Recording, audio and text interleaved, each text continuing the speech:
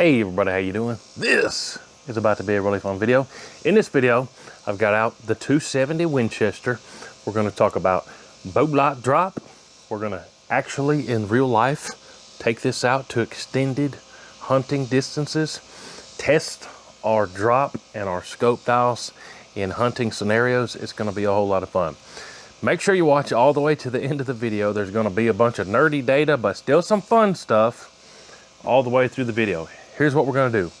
This is my CVA Cascade in 270 Winchester. I found an ammo that it likes, and it's this stuff right here. Remington Premier long range 150 grain. Don't worry, I'm going to put the drop data for 130s in this video as well, but for my personal rig, we're going to use the 150s because this thing gets small groups with that.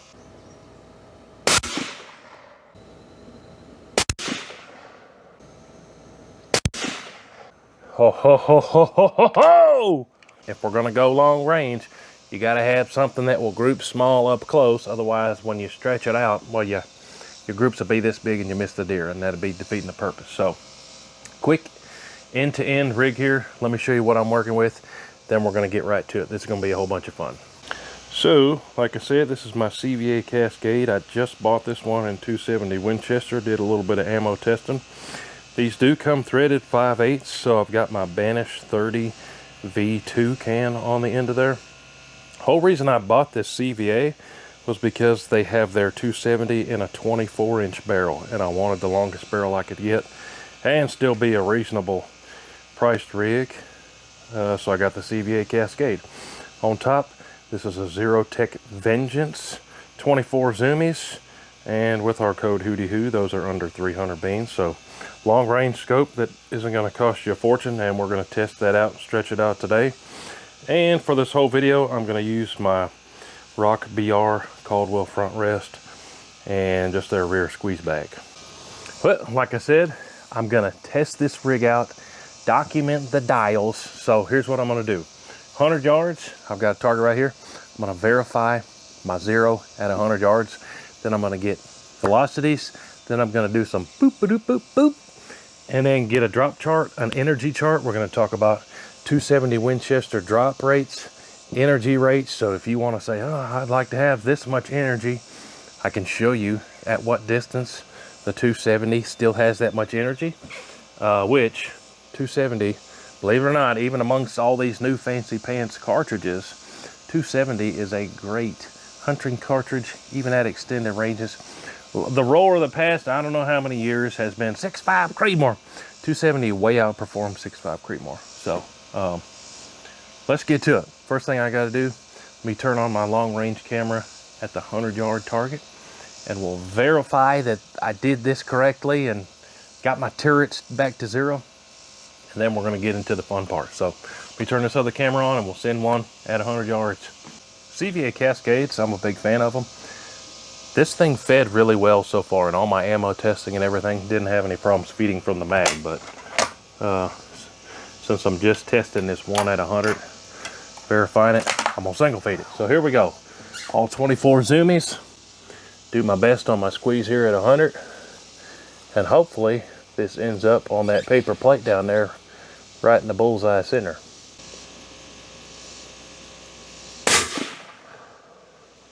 Good squeeze there. I'm gonna send one more because that one looks like I'm about ½ an inch high, and for what we're doing today, I want it to be absolutely perfect, because that a ½ inch makes a difference when you're stretching it out pretty far. So you send one more. That was a good squeeze there, and we're kissing the bullseye there. So I'm gonna leave the scope zeroed where it's at. I'll bring you guys along with me and show you what we're doing as far as the scope dials and all that. If you've done it before, you know what I'm talking about, but if you haven't, now you know. So 270 dead on at exactly 100 yards. Let's get some chronograph speeds. All right, now, if I had my other chronograph, the Caldwell Veloci Radar, I could have got the speeds from those at 100. But we moved and I hadn't found that one yet for my unpacking. So this one, I'll show you in a second. It's the type you send through the hoops. And I don't like doing it that way while I'm doing groups. Don't ask me why, but I just don't. And my brain don't work that way. I like doing one thing at a time. But here we go. I'm going to send 2 more through the chronograph, and we'll get, I'll do an average of the 2 speeds there. 2804 out of this 24-inch barrel. 2804, somebody remember that. 2819, so I'm gonna text it to myself. I should have brought a pencil out here. 2804 and 2819.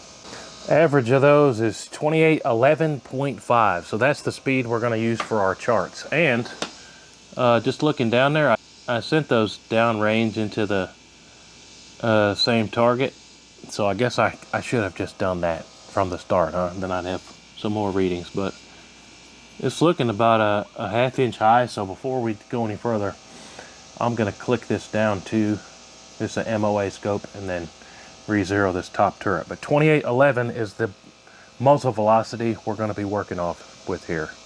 All right, so real quick, I put those numbers in, that velocity of 2811.5 feet per second. The BC or G1 ballistic coefficient on this stuff is 0.489, 150 grainer. I just measured my sight height. The center of the scope is 2 inches, almost exactly above the center of the bore. And then, boo, here go all these numbers. Also, this is at sea level. If you're way up high in a mountain, it's gonna change a little bit. This is also the part where I said at the end of the video, I'll also give you the data just like this for 130 grainers. So how much energy does this stuff have at distance? Well, if you go by that 1,000 foot-pounds of energy benchmark, if you go to the second to last column, this stuff has that much energy out to 650 yards. So 270, hey, don't sleep on it. It's pretty awesome. So 0 at 100, at 200, this stuff's gonna drop 3 inches. So not too shabby, only a 3-inch drop between 100 and 200. And then a 1.4 MOA dial, or if your scope is in mils, 0.42. So for mils, you dial it for 200 yards, 0.4. A 1.43 MOA dial, I'm gonna go ahead and dial it for 1.5. So I'm gonna do that right now because we're gonna go to 200 here. 6 clicks. And I'll show you what I just did here on my scope dial. I might as well just show you. So I zeroed it at 100 and then took the screws out, put the cap back on at 0. So this would be my 100 yard dead on. So for 1.5 MOA, we're gonna go up here to that. So now let me get my camera on my 200 yard target and we'll send them. 3 inches of drop between 100 and 200. So if you're in a hunting scenario, it might make the most sense to just hold 3 inches high of where you want that impact to be. Or you could do like I did, dial the MOAs. Or if you have a reticle that has the hash marks in it, or the MOA or the mil marks in it, you could hold on those instead of dialing. Me, here on the bench especially, dialing is more precise. So here we go, 200 yards, send a few here. I guess I should have loaded some. I want to save some for going out even further. So let's send 2 here at 200 and test our numbers. This is going to be fun. Here we go. 200 yards with this stuff. Do my best here. Now since I dialed, I'm going to hold dead center of that plate. That's an 8-inch gong down there at 200. All my steel on my range is Caldwell AR500, but that one at 200 is just an 8-inch gong. That one hit a shade high. Let's send another one. Left to right, perfect, just a shade high of center. Here goes number 2 here. That one, I felt better about my squeeze, and it was almost dead center of that plate. So we verified that my data card there, using that velocity and the ballistic coefficient, is good. So now that we've verified our numbers at 200, let's go out to 300. So let me get my chart up here again. What did our chart say? I took a screenshot of it. For this setup and this speed, at 300 yards, it's going to be dropping 11.72 inches, so almost a dead-on foot. That's a pretty good round number. Then the MOA dial is a good number too, 3.73, so almost exactly 3 1/4, which is nice when you have MOA. And then the mils is 1.08 mils, so we need a 3.73 MOA dial for 300. So I'm going to dial 3 3/4 MOA. Let me show you that here on my scope. So we were 1 1/2 for 200. We need 3 3/4 for 300 yards. So we're going to bring this up. There's 3, and then we need 3 more. So now our dial for 300 yards and 270 using this loading is 3 3/4. Let's go send some at 300. All right, now 300 yards for 270. We got 3 3/4 dialed on the MOA dial. We got my rooster crowing. I got 3 loaded in the mag. Good thing about deer season is it's not crazy hot. Man, when I'm sitting here filming this, I'm sweating like crazy. But I don't see, based on that 200 yard one, I don't see why we wouldn't be able to get all 3 of these dead on target. So let's see what happens. 300 yards. I've got a Caldwell 33% deer size target down there, so that's not a full size deer. The top to bottom of that steel is only like that big, but based on our 200 yard success and our groups at 100, I think we'll be good. You know what I forgot? I forgot to get my scope camera, and I just bought another one so we could have these visuals. So what I'm going to do is I'm going to have a split screen on the screen. One side you'll be seeing what I'm seeing. The other side you'll be seeing the target. It'll be cool. It's worth me going, spending 10 minutes putting it on. Check this out. Hold on. Scope camera recording at 300 yards. All right, so now I got 3 cameras going. This makes it a mess for editing, but it'll come out better in the end. Split screen right now. Let's go to it. Scope camera and the target. I've got a green Caldwell flashbang hit indicators down there. So 270 ought to take a bunch of paint off, but if it doesn't, we'll definitely see the green light going off. So here we go. Really focus on my squeeze here. I've got all 24 zoomies turned up on this deer. Here we go. I'm gonna hold right up from the front of his leg.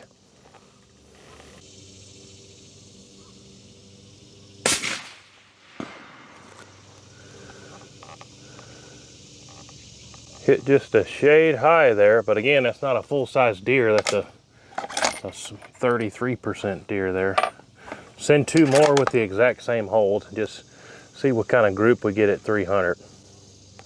Try to break the trigger at the exact same spot.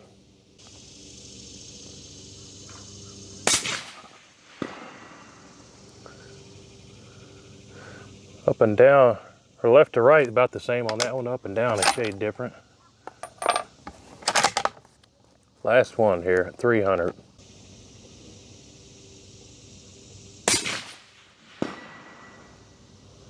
That one hit a shade more right. But, hey, we're on target at 300. Every single one of those would have smoked our deer. Let's do the same thing and back it out to 400. Let me go set up my targets at 400 here. This is fun. 400 yards, 270. Let me get this thing recording. Actually, we got to look up our card quick here to know the dial. So let me pop that card back up. We're scooching out to 400 yards. I got a full size what is it called? IPSC, Caldwell target out there. So for 400 yards, we're dropping 26.9, might as well say 27 inches. Our dial for MOA is 6.44, so I'm going to go ahead and come up just like we did for 300, except I'm going to go to 6.5 because it says 6.44. If you had a mil scope, it'd be 1.87 for 400. You'd dial 1.9 because it's the closest. So 6.5 MOA dial for 400 yards. We go back and get my scope camera recording so we can get that footage. Scope camera is recording. Zoom out, find our target. Here we go. It's yellow, sticks out pretty good. It's kind of dark back in there in that 400 yard hole this time of day, but we ought to be able to see what we're doing. Now, based on those hits at 300, I'm gonna favor left. So at 400 yards, I'm gonna split the difference right there between halfway and left edge. I'm gonna hold right there and do my best to group it and break the trigger at the exact same spot every time. So let's send them. Let's send 3, try to do the exact same hold and get a 400 yard group back there.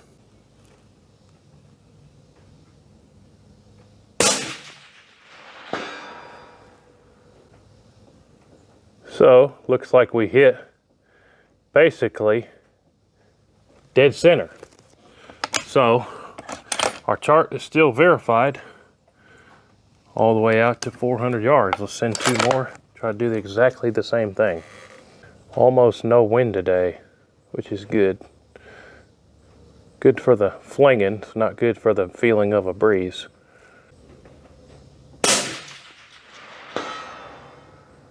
Hey, we got that deer too. Right next to the other one. We'll send a 3rd. Then we'll go down there and look at the targets.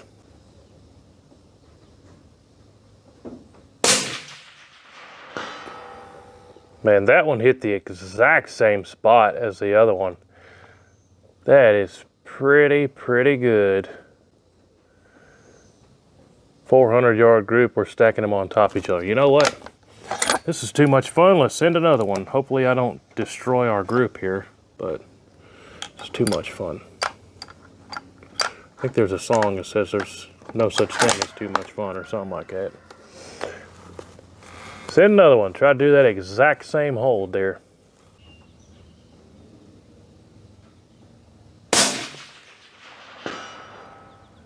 Yeah, we just stacked 3 on top of each other. Man, after that first verification one, we have like a 1 inch group at 400 yards or something. That's ridiculous. But let's go down there and look at the targets, and then I'll give you some data at the end of the video that will show you if you have a 130 grainer as opposed to these 150s. All right, so first we verified at 100, then this is our 200 yard steel, where we verified our dial on our elevation turret was good. One just about as center as you can get, and another flang real close to it. Let's run over to the 300 yard deer. Then we had my 300 yard deer target. And just to show you again the size of this is not a full-size deer. I can get my hand on the whole thing and show you these green lights up close. Pretty groovy, huh? You can see those from a long ways away. Anyways, I was holding right there, and then we got 1, 2, 3. So still on target. You know, a group a little bit bigger than my fist there at 300, but then let's go to 400 and look at that group. And then here is my 400 yard target. My first hit was right here. You guys should have seen my scope camera, assuming everything worked out right with the cameras. Then I stacked 3 right there. I think that's gonna be my new record for a 400 yard group. That's ridiculous. Somebody's gonna say, oh, you gotta include that one in there. Well, I didn't bring my calipers, but I just thought of a way I could measure this. Hold on.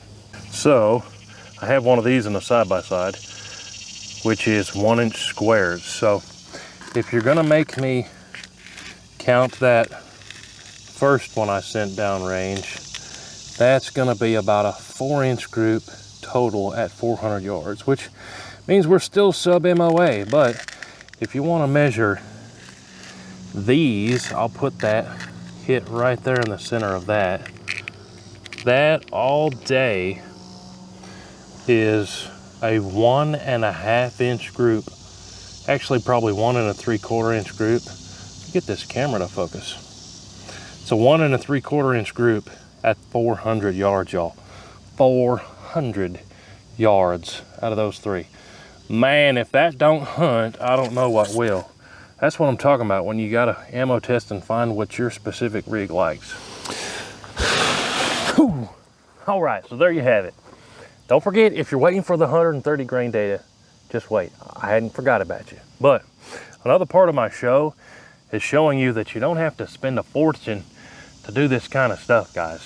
CVA Cascade, it is one of the most budget-friendly rigs. There's a couple that are cheaper, but not by much, especially for all the stuff you get in these Cascades.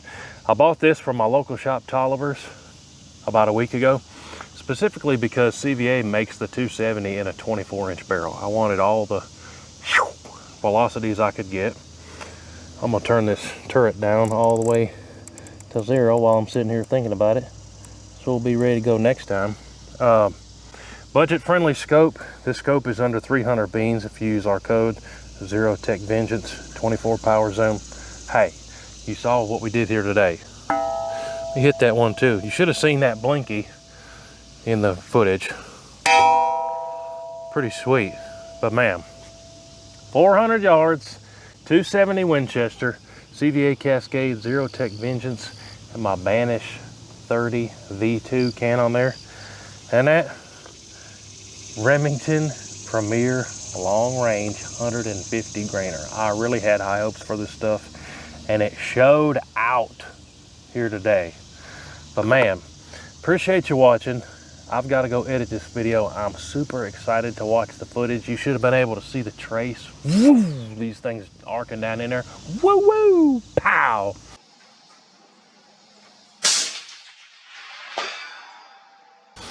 This is what gets me excited. And if a goober old country boy like me can do this stuff, you can too, believe me. Hey, piece of cake, you can do it. Also, shout out to Kawasaki.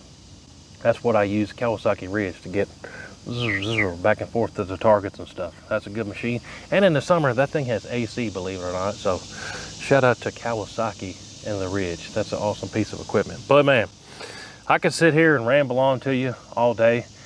If you have questions about any of this, or you want my help in figuring out your rig, absolutely reach out to me. Instagram, Facebook, Twitter. I answer every message every day. I appreciate y'all watching the show. Make sure you're subscribed. Check the playlist. We've done about close to 10 of these Will It Hunt series videos already, and there's a bunch more coming. Comment down below what you want to see next time. Before we finish the video, let me give you that data on the drops and the energy for 130 grainers. All right, so real quick, for 270 Winchester, it is also very popular to use a 130 grain projectile. Now, I used a 150. The dials for the 130 are going to be similar, but a little bit different. It's a 130, it's a lighter projectile, so you're gonna get some faster speeds.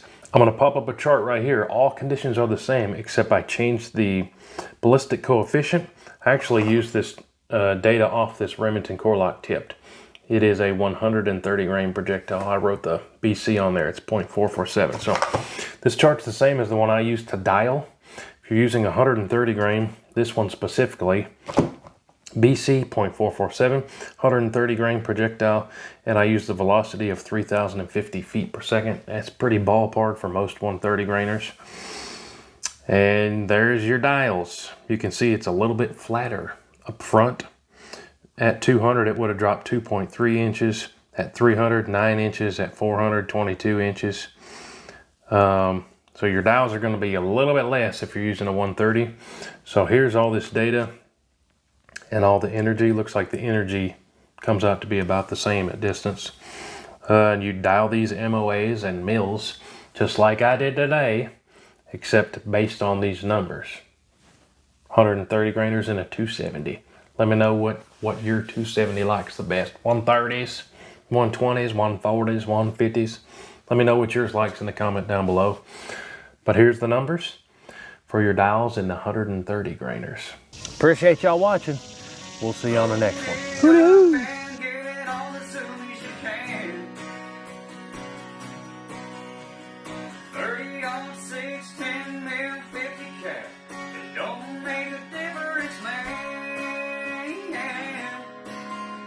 We like to shoot